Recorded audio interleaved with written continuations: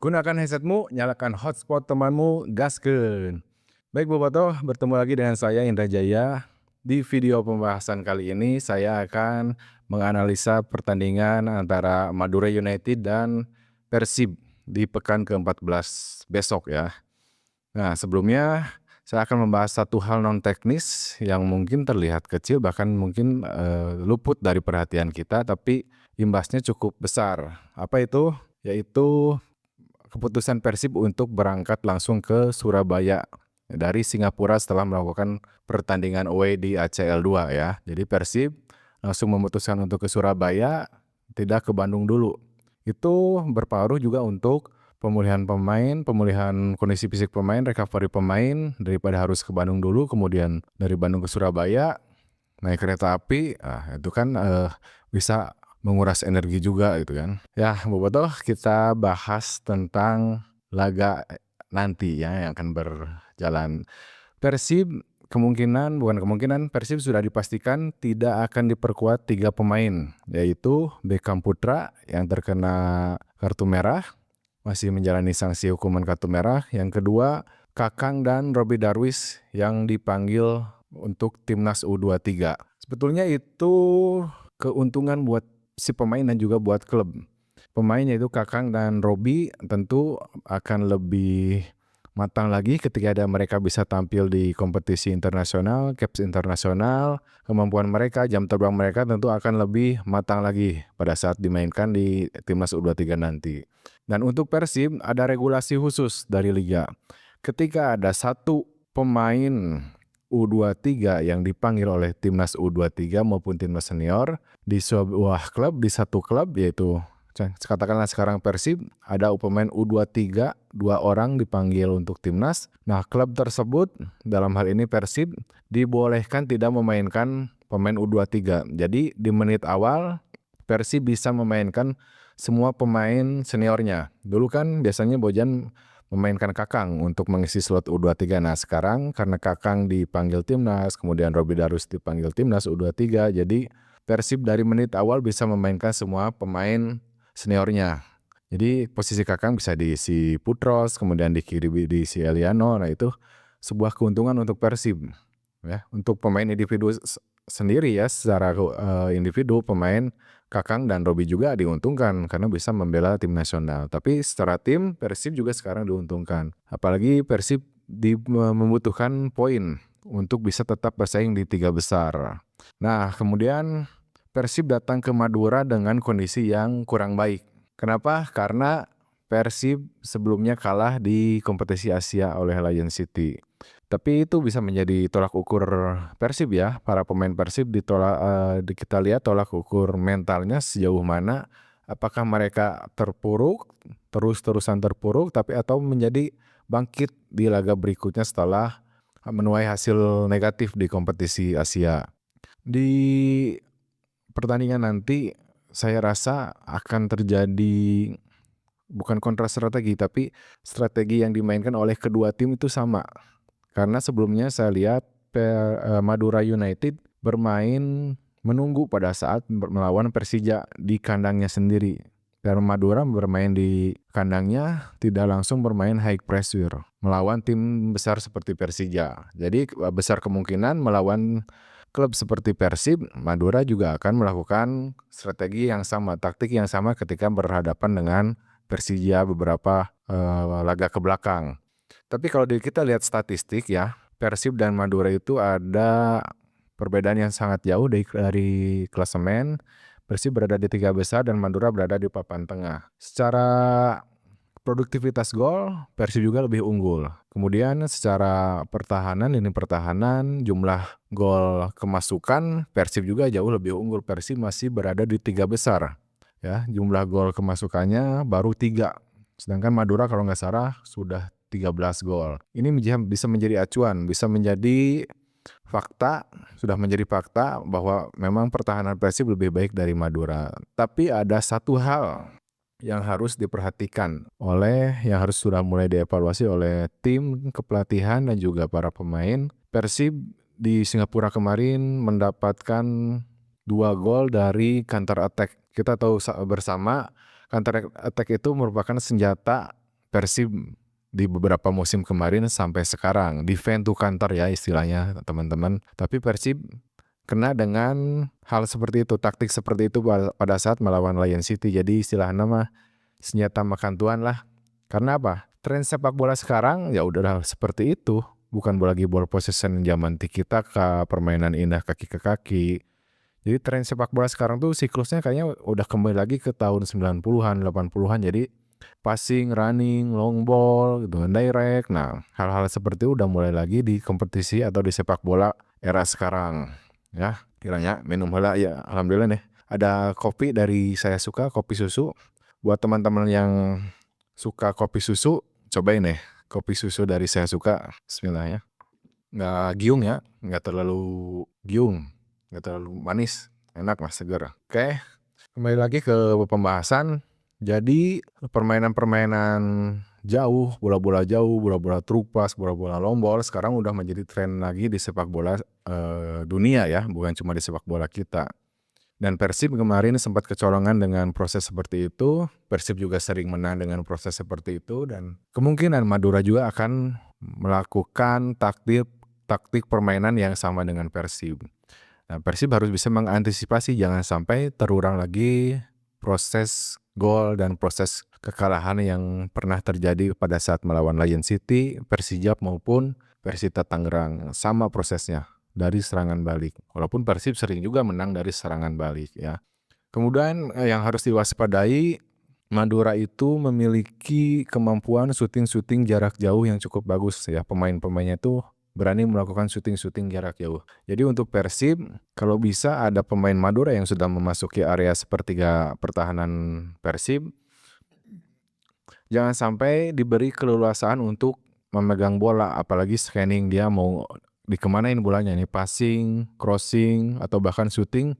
Para pemain Persib harus lebih cepat melakukan pressure, akselerasi, kemudian deselerasi, mendelay, menutup ruang passing, ruang shooting, ruang dribbling, bahkan ruang crossing dari para pemain lawan Madura. Yang dikhawatirkan adalah shooting jarak jauhnya. Pada saat melawan Borneo kemarin, banyak para pemain Madura yang melakukan shooting jarak jauh dan hampir semuanya on target. Itu harus diwaspadai oleh para pemain Persib ya.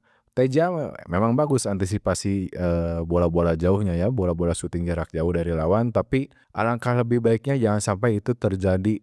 Jangan sampai Teja melakukan penyelamatan ya, lebih baik dicegah lebih dini oleh para pemain gelandang bertahan kita atau para pemain di lini belakang kita ya, di unit belakang, center back maupun dua fullback.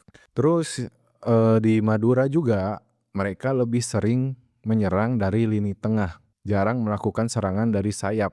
Dulu kan Persib 2004 dikenal dengan istilah Mapai Gawir, jadi Persib sering melakukan serangan melalui sayap. Kemudian zaman Ciro kemarin juga banyak melakukan serangan dari sayap. Nah, Madura di musim ini jarang. Ya mungkin sesekali pasti ya melakukan variasi serangan, nggak hanya dari tengah, tapi banyaknya Madura musim ini melakukan serangan tuh berani dari tengah, lini tengah langsung. Jadi bola-bola terupas, bola-bola daerah, bola-bola di antara sering dilakukan, bahkan syuting jarak jauh sering dilakukan oleh Madura United. Melalui sisi sayap jarang, tapi tetap harus diwaspadai juga oleh para back sayap Persib. Kemudian untuk Persib sendiri, yang saya lihat sekarang Persib harus memiliki opsi yang banyak pada saat melakukan serangan. Sadil, ya kita tahu Sadil merupakan pemain nasional, pemain yang skillful, tapi dengan permainan Persib sekarang, Persib sepertinya lebih membutuhkan permainan yang cepat dari kaki ke kaki ketimbang banyak melakukan drive atau dribbling ya, kemudian banyak memegang bola. Sepertinya untuk taktik defense untuk counter, hal itu belum memenuhi syarat istilahnya ya. Jadi untuk defense to counter ya dibutuhkan bola-bola cepat ke depan. Nah, itu yang harus dilakukan oleh Persib dan memang alhamdulillah sejauh ini itu merupakan taktik yang efektif bagi Persib ya. Beberapa musim ke belakang juga kita melakukan hal seperti itu. Seperti dribbling, drive seperti Ciro, Sadil memang diperlukan sesekali. Dan juga kita perlu pemain-pemain yang berani melakukan syuting jarak jauh juga ya. Sekarang Persib punya Tom Hai. Kehilangan Beckham, saya rasa Tom Hai bisa diplot sebagai pemain nomor 10. Mungkin nanti Klok bisa berduet dengan Luciano atau siapapun nanti ya yang bisa menemani Klok di gelandang serang, tapi untuk posisi nomor 10 saya condong kepada Tom Hai.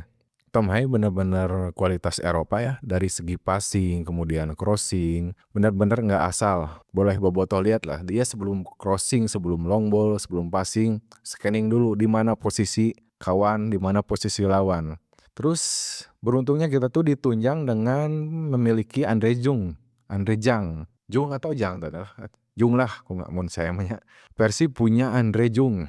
Dia itu pintar mencari posisi, pintar memanfaatkan ruang. Walaupun di posisi nomor 9 itu ruang geraknya itu sempit dibandingkan posisi dengan nomor 7 dan 11. Sayap itu space-nya lebih luas lagi. Tapi untuk nomor 9, target man sempit dan juga banyak pressure. Selain dari center back, full back, gelandang bertahan. Jadi dapat pressure itu dari berbagai sudut, dari berbagai sisi. Tapi untuk sayap space-nya bisa lebih luas lagi.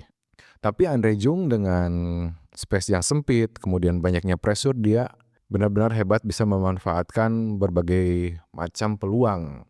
Apalagi ditunjang dengan umpan-umpan Tom Hai ya. Andre Jung tuh sepintas mirip Gonzales kalau dulu ya. Kalau di dunia tuh mirip-mirip Inzaghi. Nggak pernah banyak menampilkan skill, tapi sekalinya dapat peluang, sekalinya dapat bola, kepala ataupun kaki bisa menjadi sebuah gol. Nah itulah fungsi dari seorang target man, goal getter, finisher sejati lah. Nomor 9 pisan ya. Gak usah banyak dribbling, gak usah banyak gocek-gocek, yang penting dapat momentum untuk mencetak gol, manfaatkan. Itu benar-benar ada di Andre Jung ya, luar biasa. Mungkin salah satu pembelian terbaik musim ini ya buat Persib. Kemudian Madura juga perlu diwaspadai, mereka punya transisi yang cepat. Ya, transisi cepat ini bisa jadi berbahaya buat Persib, apalagi kemarin kebobolan juga kan dari direct ball ya Persib pada saat di Asia. Ditunjang dengan lawan-lawan yang memiliki kecepatan di depan, itu bisa menjadi bahaya buat lini pertahanan Persib. Jangan sampai hal itu bisa kembali membuat Persib kebobolan. Mudah-mudahan bisa cepat diperbaiki, adanya evaluasi setelah pertandingan kemarin. Secepat apapun transisi Madura nanti sudah bisa diantisipasi oleh para pemain belakang Persib. Semoga ya, itu harapan kita semua. Kemudian berbicara soal defense tim Madura, banyak celah yang bisa diambil oleh para pemain Persib pada saat menyerang. Bermain melawan Madura, pemain Persib bisa memanfaatkan bola-bola pendek, combination play. Contohnya pada saat Madura bertemu dengan Borneo kemarin. Mereka dibombardir atau ditembus bukan dari sayap. Kalau dari Persija, pada saat melawan Persija ada crossing dari sayap jadi gol. Pada saat melawan Borneo, para pemain Borneo berani melakukan combination play dari lini tengah. Melakukan truk pass, bola di antara, ada cutback, ada bola umpan tarik lah istilahnya dari sayap sebelah kiri. Salah antisipasi jadi gol bunuh diri. Madura kalah oleh Borneo di beberapa hari kemarin. Nah, Persib juga bisa memanfaatkan hal-hal seperti itu, apalagi dengan kehadiran Tom Hai yang memiliki visi bermain yang luar biasa. Umpan-umpannya ajaib ya, terus ditunjang pemain-pemain sayap kita yang aktif. Variasi serangan Persib bisa lebih banyak, bisa lebih variatif. Selain dari sayap, cutback, cut inside, crossing, dari lini tengah juga kita bisa membongkar pertahanan Madura. Kalau melihat pertahanan Madura kemarin ya nggak terlalu compact juga ya teman-teman. Mudah-mudahan lah hal ini bisa terjadi. Kita lihatnya pertandingan nanti apakah Persib bisa memanfaatkan dari bola dari lini tengah langsung atau melalui sisi sayap. Kemudian ada satu pemain yang menurut saya perlu diwaspadai oleh para pemain Persib. Balotelli ya dari Madura. Saya lihat sepintas mirip EJ ya, dulu mah mirip Ezekiel. Punya kecepatan, speednya bagus, kemudian kuat, strength-nya bagus, powernya juga bagus. Lengkap lah. Kayak daek lompat, daek body ball lah, daek adu body gitu kan. Daek lompat, dribbling yang bagus, shielding the ball bagus. Nah, itu perlu diwaspadai Balelol kudu nyoban heula ieu cenah. Madura. Oleh-oleh saya suka dari Bandung ini bukan dari Madura ya. Ini brownies-nya bismillah cobain dulu ya. Ini brownies-nya yang berbagai varian rasa ya. Jadi brownies saya suka teh bahasa heula ieu ya da benar-benar luar biasa. Nanti besok bobotoh kalau mau nonton Persib jangan lupa beli brownies saya suka dan juga kopinya ditemani kopi susunya. Brownies saya suka tuh nggak terlalu manis, jadi sengaja ya dibuat nggak terlalu manis. Jadi ketika orang mencoba brownies nggak langsung eureun, giung paling kan anu amis mah geus we cukup sakitu, tapi brownies saya suka mah enggak. Ketika udah kita coba malah nagih hayang deui. Nah, itu keunggulan saya suka. Kalau nggak percaya cobain ya, beli ke Jalan Sukamukti nomor 10, Jalan Riau nomor 118, terus Jalan Sumber Hegar. Banyak sekali di sini nih. Nih, saya suka nih brownies oge banyak, bukan cuma brownies panggang ya, ada bagelen ya. Duh, bodoh nepi mana tadi teh. Jadi intinya Balotelli itu pemain yang manis. Manis, hitam manis Balotelli teh. Ya, hitam manis. Larinya kencang, terus jago shielding the ball, kuasai bola, shooting bagus, itu harus diwaspadai bobotoh ya oleh para pemain back kita. Jangan sampai terjadi gol, jangan sampai merepotkan barisan pertahanan, jangan sampai membuat Teja Paku Alam jatuh bangun. Aku mengejarmu, ya. Garing pisan ieu jokes bapak-bapak. Ya, jadi itulah intinya. Saya berharap Persib bisa mematikan salah satu pemain kunci mereka yaitu Balotelli, mau ku Julio Cesar, Matricardi, Putros, Klok, paehkeun we si eta ya. Itu salah satu pemain yang berbahaya, apalagi kalau Madura pakai counter defense to counter attack, pasti memanfaatkan kecepatan Balotelli itu. Ya, itu prediksi dari saya. Semoga Persib bisa meraih poin di Madura. Siapapun yang dimainkan, saya percaya tim pelatih punya banyak opsi di pertandingan nanti. Walaupun ada beberapa pemain yang absen, nggak tahu Adam Alex juga apakah udah sembuh atau belum. Selain 3 pemain yang absen tadi karena akumulasi dan panggilan tugas negara. Prediksi Persib bisa menang tipis 0-1 dan mempertahankan rekor kebobolan paling sedikit di beberapa tim dan juga bisa mepet peringkat kedua dan peringkat pertama, Borneo dan Persija. Semoga ya. Terima kasih bobotoh. Wassalamualaikum warahmatullahi wabarakatuh.